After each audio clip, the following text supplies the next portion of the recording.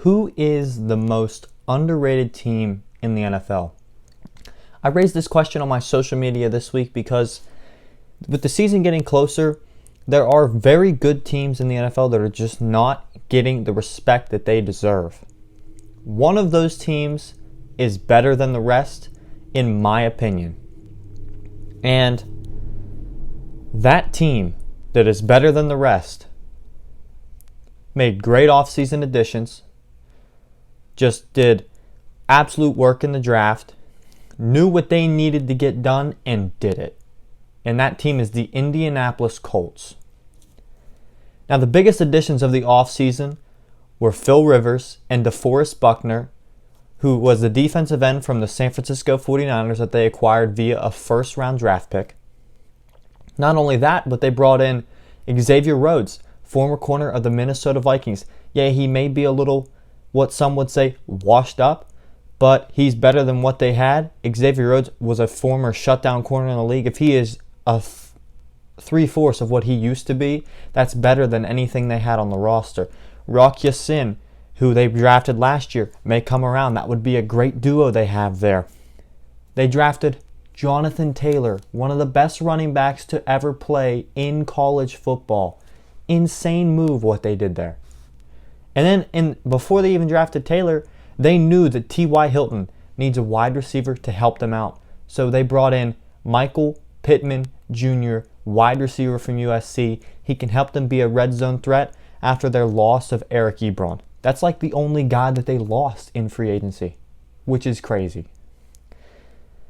Not only that, but the Colts for this season returned one of the best offensive lines in the game of football. Quentin Nelson, third-year All-Pro. Ryan Kelly, very underrated.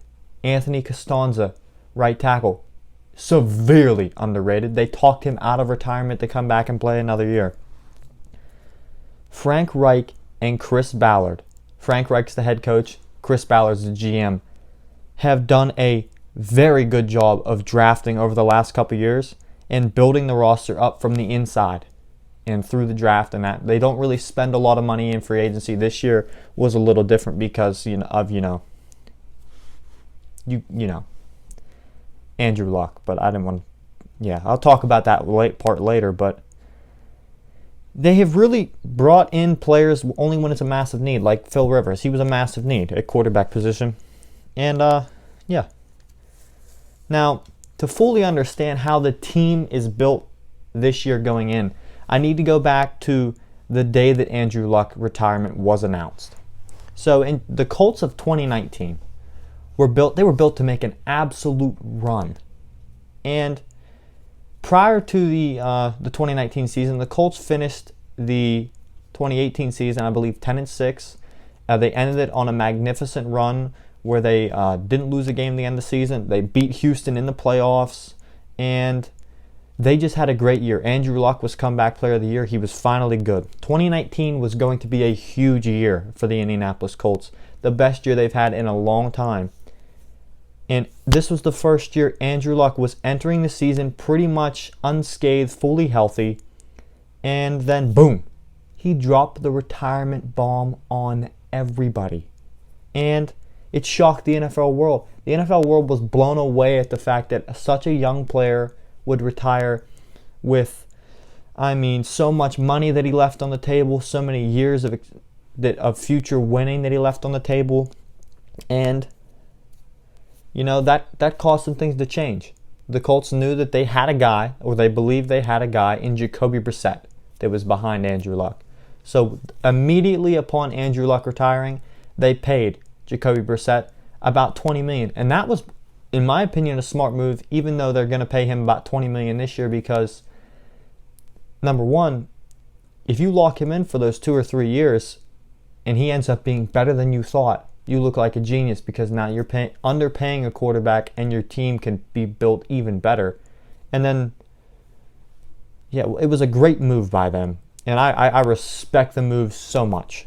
But it just didn't work out. But last year they started the year off hot. And that was until Cam Hayward pushed Quentin Nelson back in Jacoby Brissett, ended up getting hurt. Then after that, there were so many nagging injuries on the Colts team they just couldn't end the season well. They started off 5-2. Like I said, very hot they started the season, but then they finished with a record of 7-9. And that was partially due to all the injuries that were happening and just below average to average quarterback play from Jacoby Brissett and Brian Hoyer. Now going into this offseason, the Colts knew changes were going to happen on their roster. So in free agency, they decided to bring in former Chargers quarterback Phillip Rivers. And then after that, they traded their first-round draft pick for DeForest Buckner, a dominant defensive end that was part of that amazing 49ers defense that led the 49ers to a Super Bowl. And those two moves right there helped solve two major issues that they had from 2019. Poor pass rush and inconsistent quarterback play. So going into the draft, they didn't really have a whole lot of needs, but, they didn't also have a first-round pick either. So they were just going to kind of look for best available on their board or who could help fill a depth need here or there. And they had 2 picks in the second round. That was when they took Michael Pittman Jr. and then after that, Jonathan Taylor. And those 2 players right there are players that, in my mind, were first-round talent players that the Colts just got on a discount. Now, these 2 picks told me 2 things. Number 1, the Colts plan on running the ball down people's throat this year and then using play action. Play action is, the reason I like play action is you don't have to, as a quarterback, you don't have to walk up to the offensive line and try to determine what the coverage is because you don't really have to worry about it. If you can turn around, fake handoff or handoff to your running back, but then you drop back to pass, the only thing it is after that, because you're turning and you're not even looking at the defense, you're just turning around, faking to the running back, then turning. It's all reactionary. You just got to find your guy. You just got to go through your progressions. And Phil Rivers is no joke a good quarterback. He's still got a lot left in the tank, in my opinion. He just had a poor offensive line in Los Angeles his final year there. And now that he has the best offensive line in the game and they're going to be running it down people's throats, play action for him is just going to be too easy. He's just going to be dropping dimes here and there and everywhere. It's going to be good. And, number 2, the Colts realized something. They needed a new red zone target now that they lost one of their bigger tight ends. They knew that they needed a guy to be able to line up across on the other side of the field from T.Y. Hilton, mainly because, while T.Y. is a great wide receiver, he needs help now. There needs to be somebody to help him out as soon as possible, and Pittman Jr. could be that guy. They got some other guys on the team. They could put Zach Pascal in the slot now.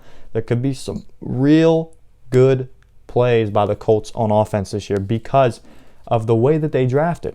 Not only that, but they also drafted a safety from Utah who's going to really help out their secondary. And then in the 4th round, they drafted Jacob Eason.